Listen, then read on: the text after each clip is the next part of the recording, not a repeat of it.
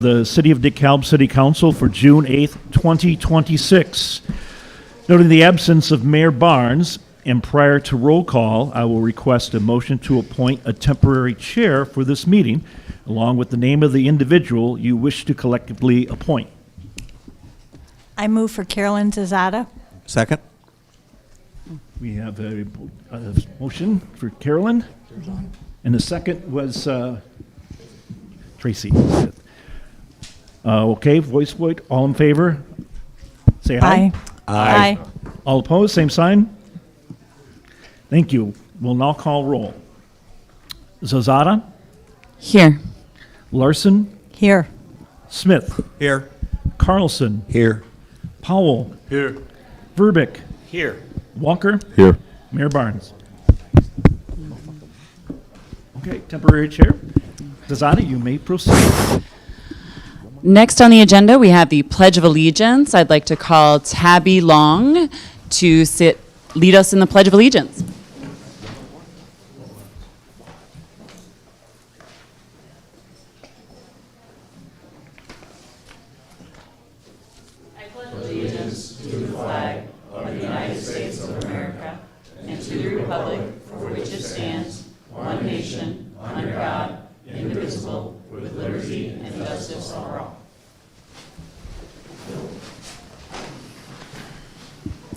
Thank you. Seems like we're having some mic issues tonight, so I'm just going to speak up a little extra. I don't think I've got any sound. Can everybody hear me in the back? Okay. We don't. Checking sound. Nothing on mine. Oh, maybe we're coming on. I think we're on. Are we on? Okay. All right. Thank you, Tabby, for leading us. Next on the agenda is approval of the agenda. Can I get a motion? So moved. Second. Do we have a roll Yeah, call? Tracy and Mr. Smith and Carlson. All right. Moving on to roll call?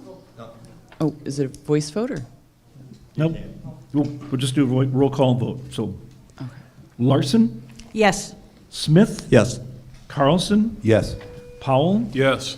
Verbic, Yes. Walker, Yes. Zazada, Yes. 78. Moving on to item D, presentations. We have the DeKalb Fire Department 2025 Annual Report.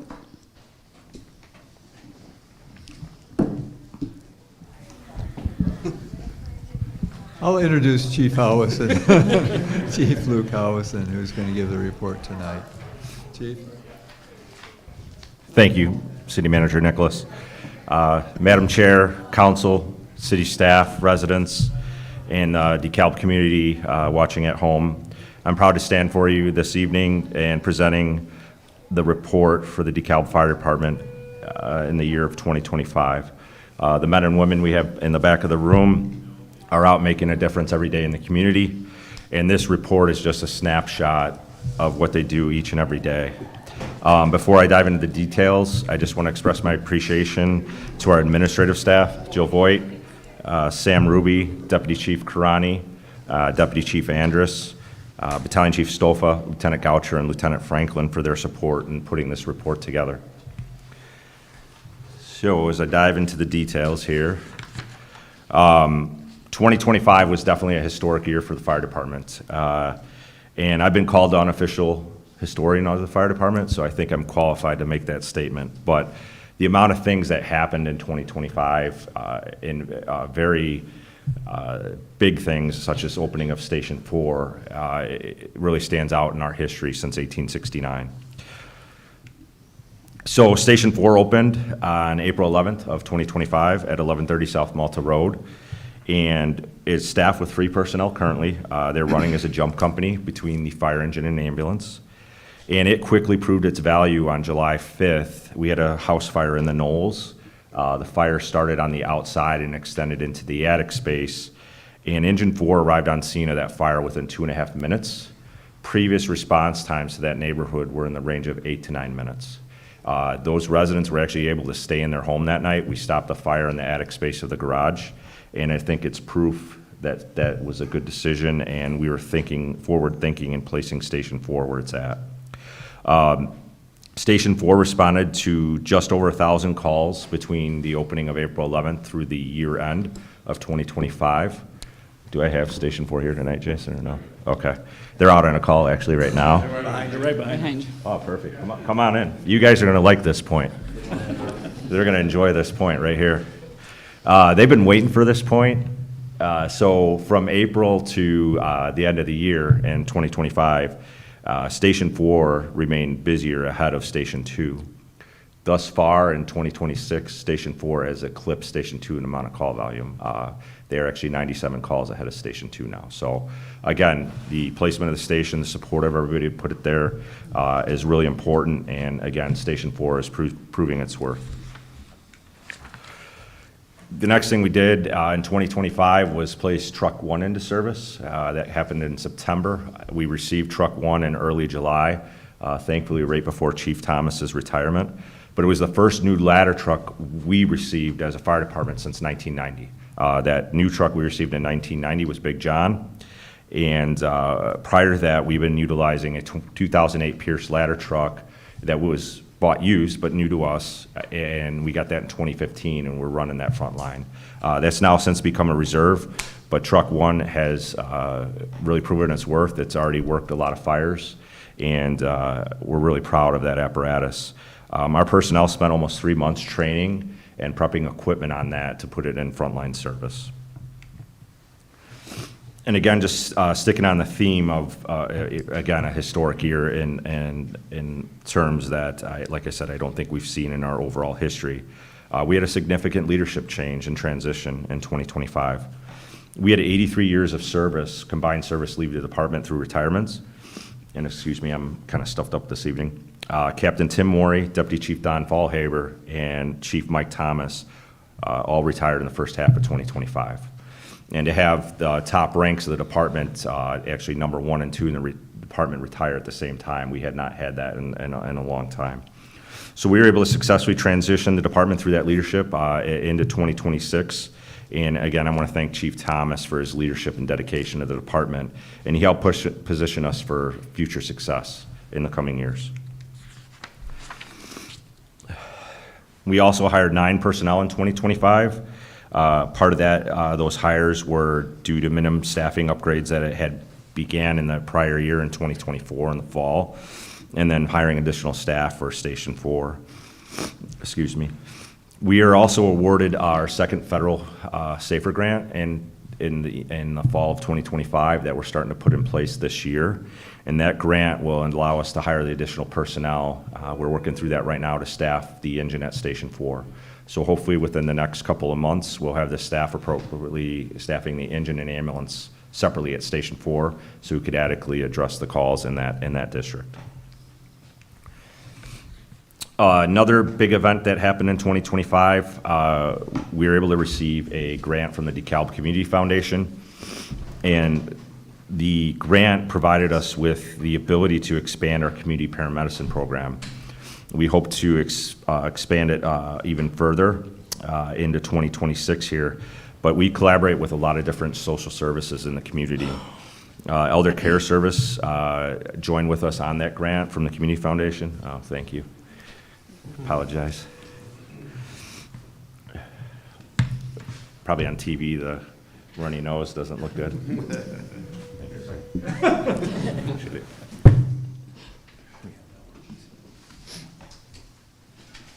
Thank you. Sorry about that. So back to this collaboration efforts, we were able to receive that grant. It purchased a vehicle, response vehicle that our EMS lieutenant utilizes to do follow-ups. And we were able to purchase a cardiac monitor, a Lucas machine that does CPR, and a stair chair with that grant. And then Elder Care Services also received some funding to support our operations. And during 2025, our firefighter paramedics, if they respond to a call at a house where somebody needs further resources, we're able to refer them to Elder Care or RAMP or the police social workers, Ben Gordon, to name a few.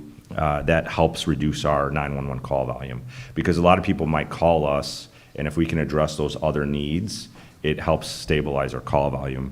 And I'll get into that a little bit in the actual numbers for responses for the year. But this was a big deal to receive this grant and move the program forward. And pretty proud of this program that we have working in the department.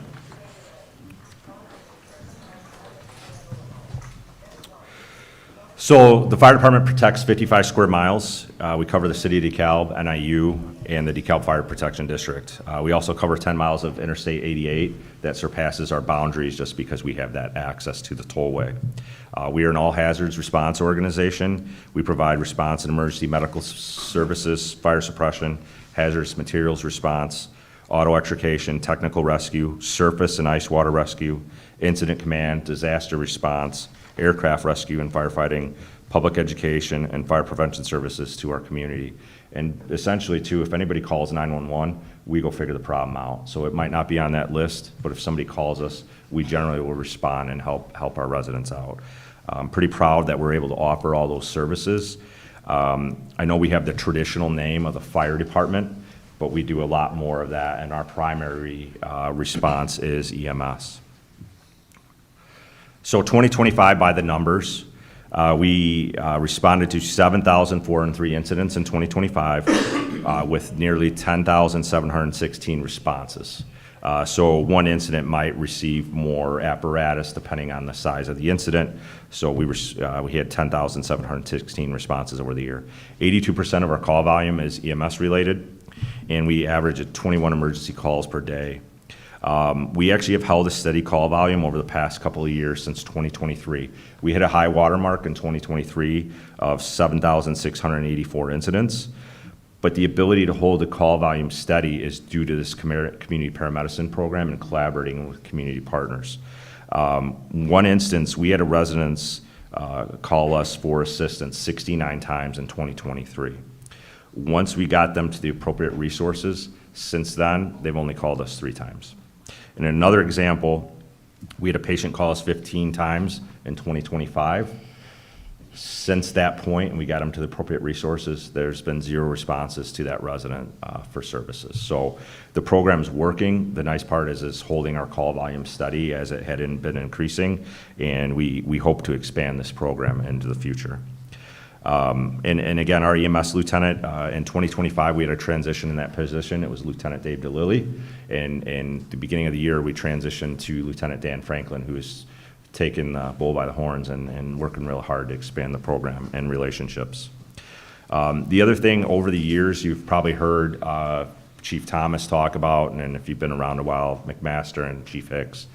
Over the years, we've always looked at simultaneous calls. We still have that phenomenon, but Station 4, giving us an additional paramedic unit to respond, has really helped us manage that call volume.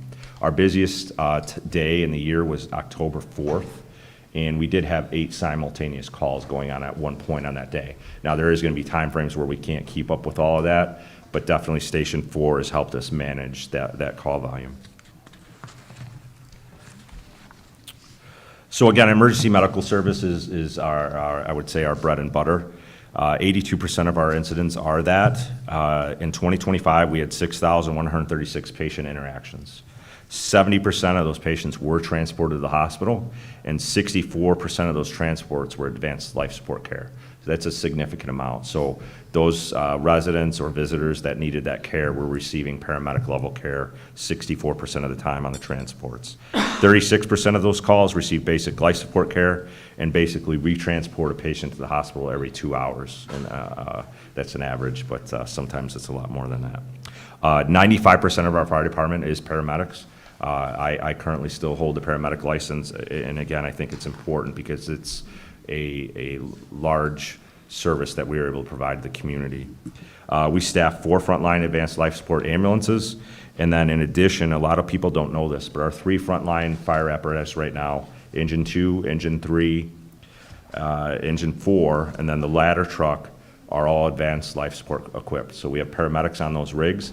They have the same amount of equipment that the ambulance has. So traditionally, we've had a lot of people ask, like, why does the fire engine show up on the call with the ambulance? It's because those fire engines and that ladder truck have the same capabilities that the ambulance does. And then depending on the nature of the call, we want to provide that manpower to support that patient if they're in an emergent situation. And if you just think about it, if you go to the ER, just think about how many people are coming in that room to take care of you. We're doing it in a much smaller environment in the back of the ambulance and with less people. And we can do pretty much everything they do in the emergency room out on the street as paramedics. We still have fires. We had a busy week last week, if you saw the weekly report. We responded to 135 different fire incidents in 2025. 67 were in residential properties.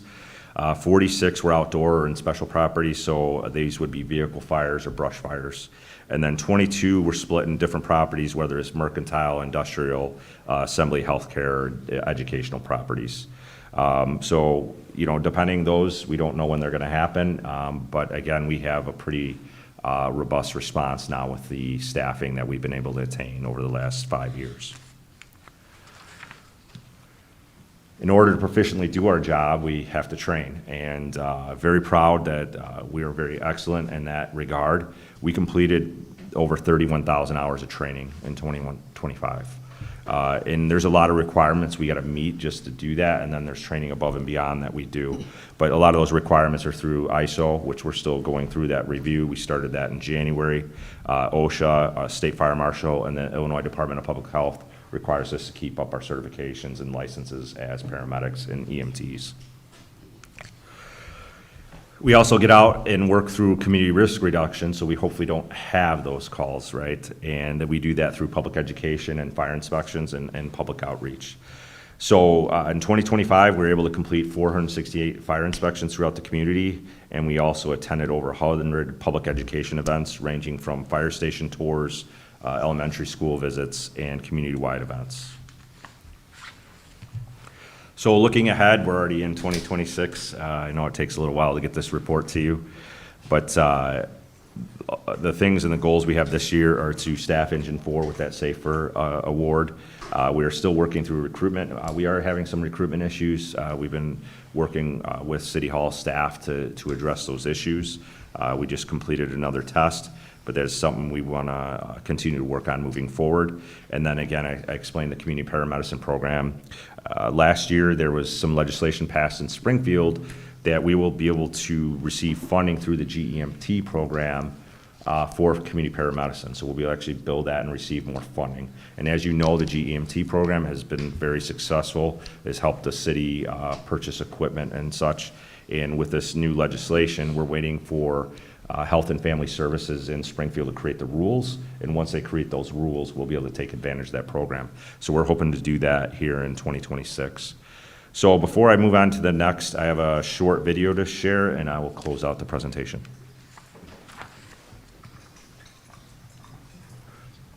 I think there was sound, but maybe your microphones took it.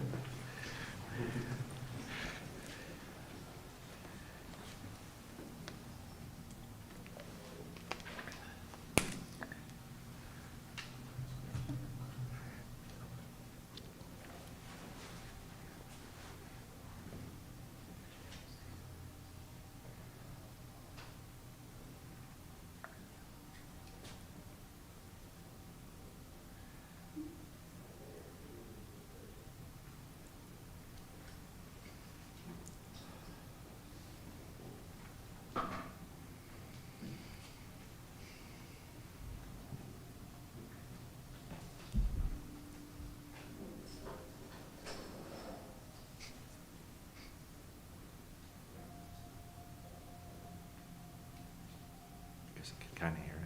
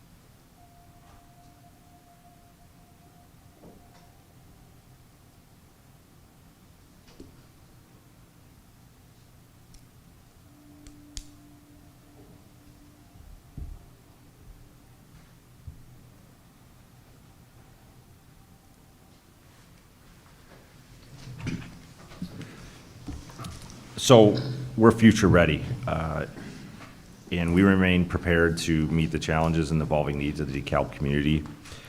And in my 25 years on the department and the previous 8 years, I was blessed to travel the state and work with other communities with their issues and stuff. I spent a lot of time in Springfield at the legislature, and I really have not seen a more proactive approach by all the stakeholders in this room, the residents, city manager, staff, the collaboration and stuff, and where our fire department is at. I'm very proud of that. I'm proud to be a part of it, and you should too.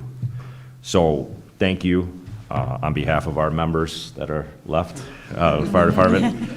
Again, I would like to thank our residents, our elected officials, community partners, city departments, and the executive staff, city manager Nicholas, for their continued support and trust. Together, we will continue to provide a high level of service that our community expects and deserves.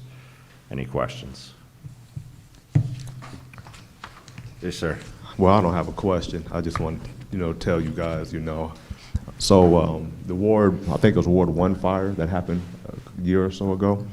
Just to see how you guys work, man, it's unreal. It's one thing for me to sit my butt and watch, Chicago Fire and Chicago PD, but it's another thing to see you guys in action and to see it front line and how you guys just don't think, you think, but you just do it because that's your job, and it's just like first nature to you was wild for me. So to all you guys and, get it around that, very amazed and very proud to say you guys are our firefighters. Thank you. Appreciate it. Anyone else? Thank you. Appreciate it.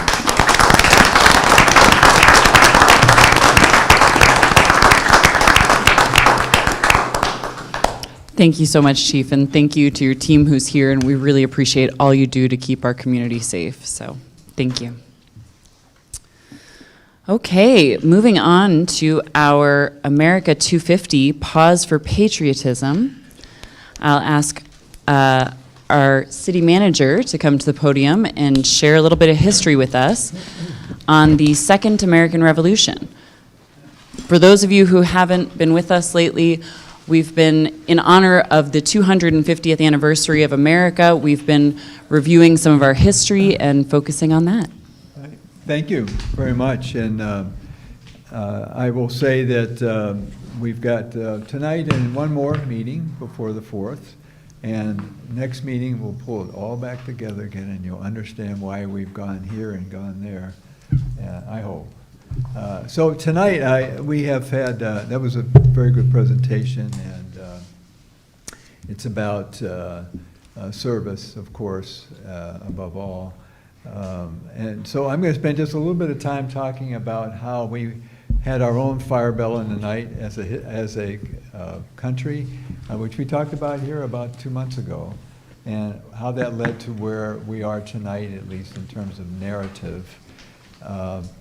And we're going to talk about the Civil War very briefly, and I'm going to be 5 minutes up and down, maybe 6, with your indulgence. And obviously, the American Civil War is a cataclysmic event that has generated probably more bound volumes in the Library of Congress than anything else in our history.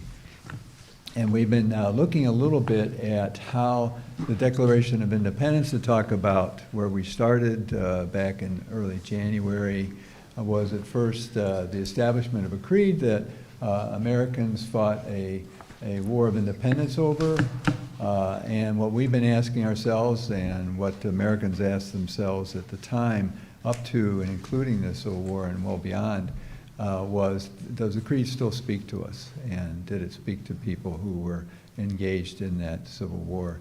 And in the few pages that I wrote in your background, which is available online too with all of our agendas, my argument is, yes, it had a lot to do with, particularly from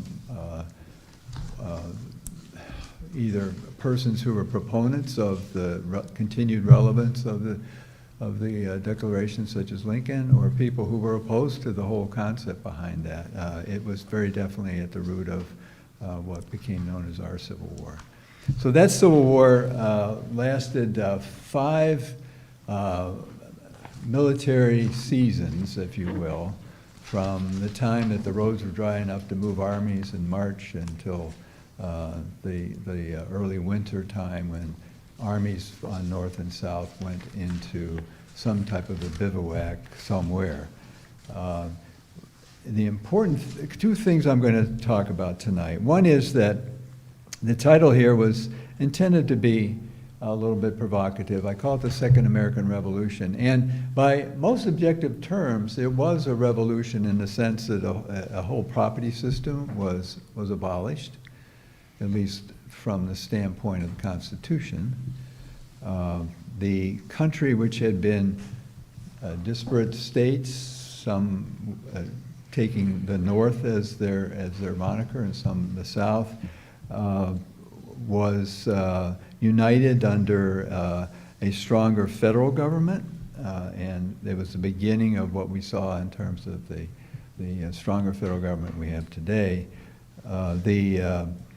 The country was united with a transcontinental railroad system that had its origins in legislation passed by the Congress in 1862, right after the first year of the Civil War.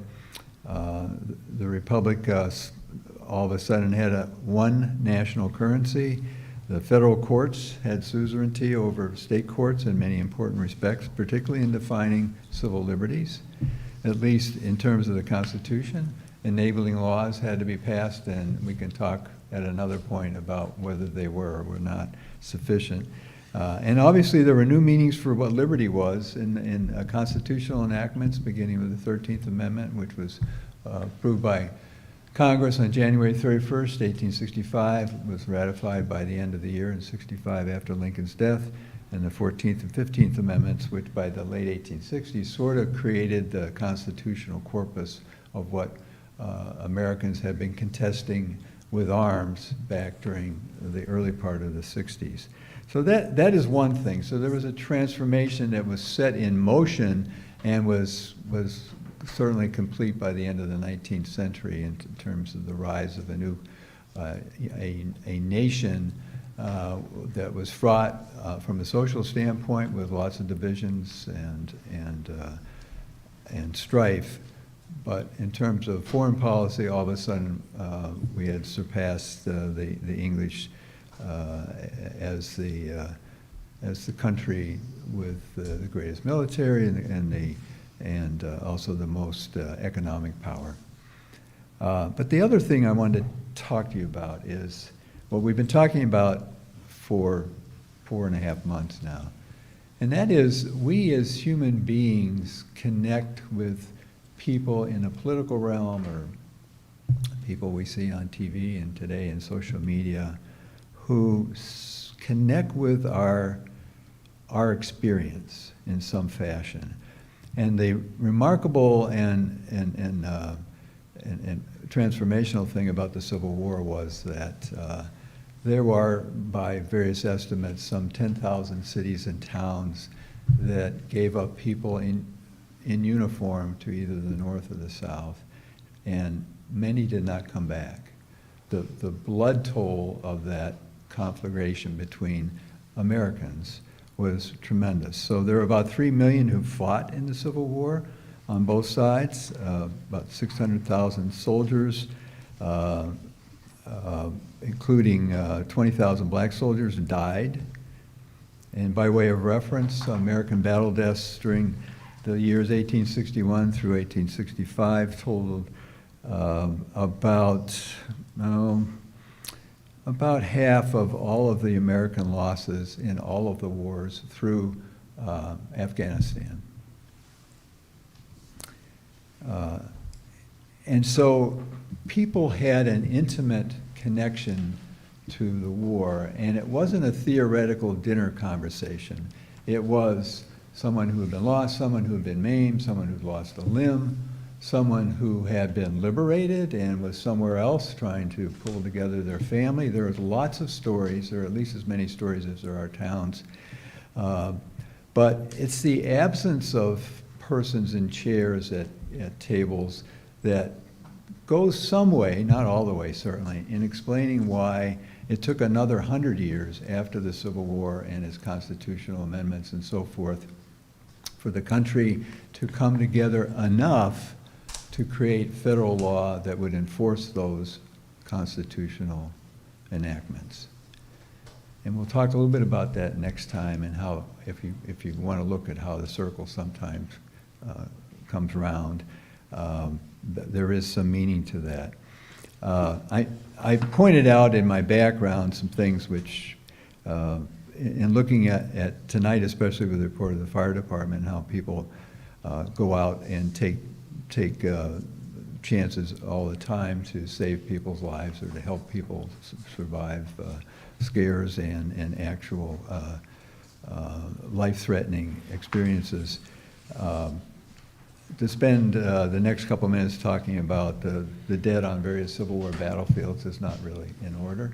But I would point out that an historian who some of you have read, and it's not really important who he was, but was in recent years in conversation with someone who was had a doctorate in American history, and ran into this person at the Lincoln Memorial. And we were talking about the meaning of that memorial, and did it still speak to us, and so forth. And that particular historian reported that, well, what he feels when he comes up those steps, those long steps, most of all are the sacrifices that were made, and such as at Antietam. And this other person said, "What was that?" So Antietam was the worst single battlefield experience in American history. 15 hours of battle, almost 21,000 dead, severely wounded and missing. If you put this in perspective, up to that point, that one battle of 15 hours had a total of dead, wounded, and missing that was greater than the combined losses in the Revolution, the War of 1812, and the Mexican War. And here's another grim perspective on that. It was nearly equivalent to 1/2 of the American military dead during the 10-year war in Vietnam. 15 hours, hand to hand. Because people, what were they fighting for? What was driving them? And I think we should ask ourselves that. For some, it was liberty. But it might not have been liberty for someone else. It might just have been what they thought was at risk, because at that point, the South was in the North. It was in at least a border state. It was in a state which was part of what was considered to be the North at the time. So there were people from the North who thought they were fighting for their homesteads, and there were people from the South who thought they were fighting for good old Maryland. Well, that is what I'm asking you to plumb a little bit, and we'll come back to that next week. So that was one. But in terms of how we get forward, this terrible cost was such that people were wondering, is this war just about restoring the status quo, or is it about something higher and something better? How do you begin to justify the toll? And people in the North and South were both debating that. In the North, of course, the leader was the president, and at least it was expected that he would be asking that. And at first, he was trying to keep the Union together. Antietam and a battle before that known as Shiloh convinced him and a number of his generals that it had to be a war fought not just to win some points on battlefields, but it had to be to defeat the other side, and if necessary, to take their property, which interestingly at the time meant the abolition of slavery, or at this point, it would have been the emancipation of slaves who were otherwise important to the war effort in the South. And that brings me to the point of why I'm standing here in front of you. In December of 1862, Lincoln gave his second, what we today call the State of the Union address. And at that time, it was just a message to Congress. And he spent, as presidents usually do, a good part of the time talking about the expansion of the country and da-da-da-da, but he couldn't obviously ignore the Civil War. And in the last couple of minutes of his speech, he said what was appropriate at the moment, because on January 1st, 1863, his Emancipation Proclamation, his permanent proclamation, was going to go into effect. And at that point, he said some things which are echoed later on in the Gettysburg Address, where he's trying to define a higher purpose for the war that would speak and connect to the Declaration and would point toward the future. And in that, he said he departed from the mundane, and he said, "Fellow citizens, we cannot escape history." And you can hear echoes today, interestingly. "We of this Congress and this administration will be remembered in spite of ourselves. No personal significance or insignificance can spare one or another of us. The fiery trial through which we pass will light us down in honor or dishonor to the latest generation. We, even we here, hold the power and bear the responsibility.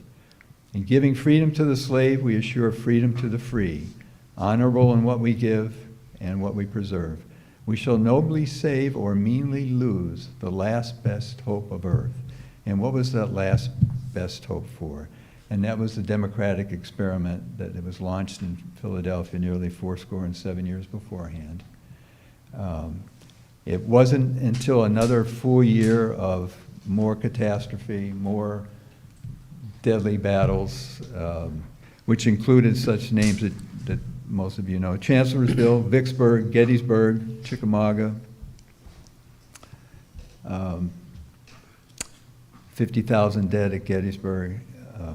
And at the end of '63, for the first time in 2.5 years, Lincoln was able to give words to the higher aspiration, not just of a military aim or a military necessity, but something that would raise hearts and minds. And that was when he spoke in Gettysburg. After those 50,000 dead were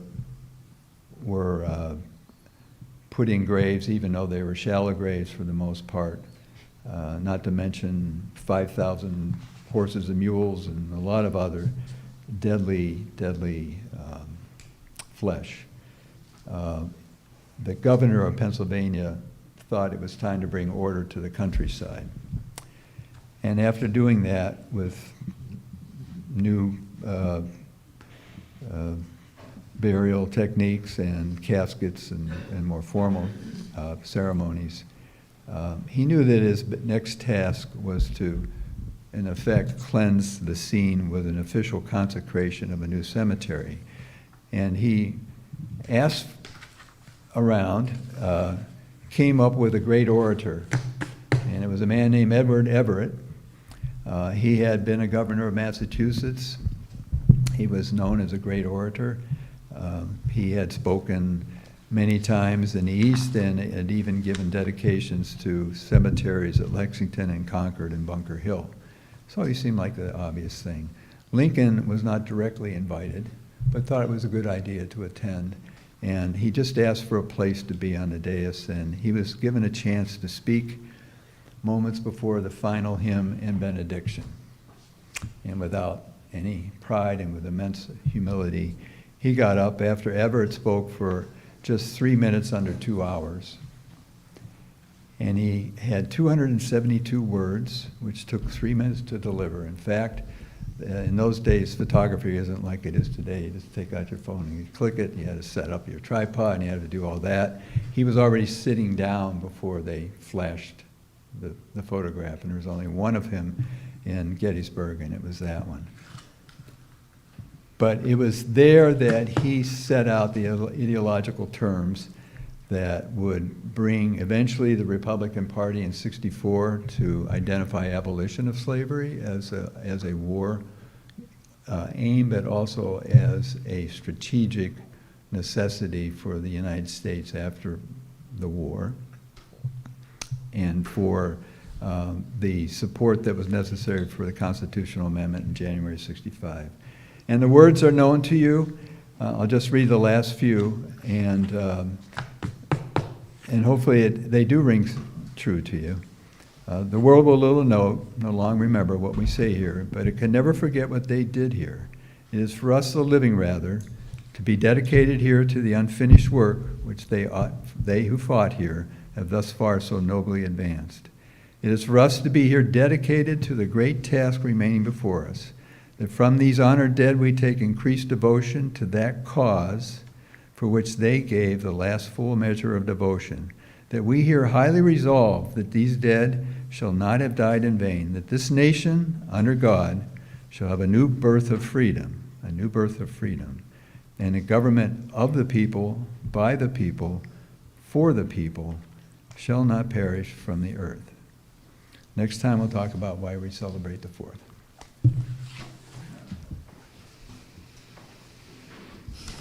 Sir, heavy words, City Manager. Thank you for that. Moving on to item E, public participation. We have a group of speakers, do I understand? We've got Demetrius Page, Kamal, I don't want to butcher this last name, Abdelif Gadil, Stephen Mosley, Elder Willie D. Rogers. Thank you, gentlemen.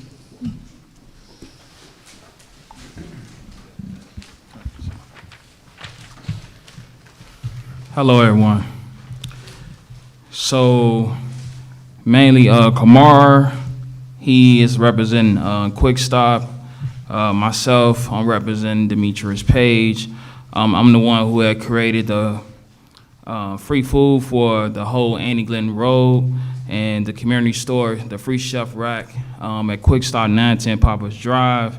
I collaborate with Kamar for the Juneteenth event, the Cal Juneteenth event is going to be downtown at 148 North 2nd Street. And also, we're going to have food vendors there, booths, entertainment for all, from adult to kids.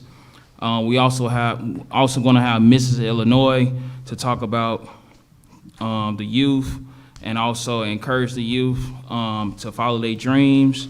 And we also teamed up with Chad Glover and his organization to invite his academy out, those who have graduated and those who did not graduate. And we just invite them all out to be able to participate in this event and also display their gifts. And we just want the whole DeKalb County to come out, and we want everyone to come out to support not only our event, but the beautiful downtown we have here, and also support these amazing businesses. And we've been passing out flyers downtown and merchants as well downtown. And we just want to say thank you to Alderman John Walker, thank you to Zach, thank you to Ruth Scott, and thank you to Bill. And without the guidance and the solid information from the city, we would not be in no shape to invite any event this big of a magnitude. So we just thank you and you, Kamar. I just would like to thank everybody, and this is gonna be a full day event. Exciting things gonna happen in the event. We have music, we have art, we have food. So I would like to invite everybody to be part of it. Thank you. Thank you. Thank you so much. Looking forward to Juneteenth, and we'll plan to be there. Okay, moving on to appointments. We have none. Oh, wait, I'm sorry, guys. Am I in the right spot? All right, appointments, we have none. And moving on to item G, the consent agenda, including minutes of the regular city council meeting of May 26, 2026. Number 2, accounts payable and payroll through June 8th, 2026 in the amount of $2,479,631.26. Item 3, investment and bank balance summary through April 2026. Item 4, year-to-date revenues and expenditures through April 2026. Item 5, Crime-Free Housing Bureau report, May 2026. Item 6, DeKalb County Economic Development Corporation Fiscal Year 2025 Annual Report. Item 7, DeKalb Chamber of Commerce Fiscal Year 2025 Annual Report. Item 8, DeKalb County Convention and Visitors Bureau Fiscal Year 2025 Annual Report. Item 9, DeKalb Municipal Band Fiscal Year 2025 Annual Report. Do I have a motion for the consent agenda? Second. Moved by Alderman Powell, seconded by Alderman Carlson. Thank you very much. A roll call? Yep, roll call. Okay. Smith, Yes. Carlson, Yes. Powell, Yes. Verbic, Yes. Walker, Yes. Zazada, Yes. Larson, Yes. 7 yea. Okay, moving on to item H, public hearings, we have none. Item I, considerations, we have none. Item J, resolutions, we have none. Item K, ordinances, second reading, we have none. Item L, ordinances, first reading, we have none. And item M, reports and communication, starting with council member reports. Alderman Smith. Two things. Thanks to the fire department for that recent fire over Market. Thanks, Chief and staff. And thanks, guys, for putting this together. I know it takes a lot of work, but doing it the right way really counts. So thank you again for everything. No report.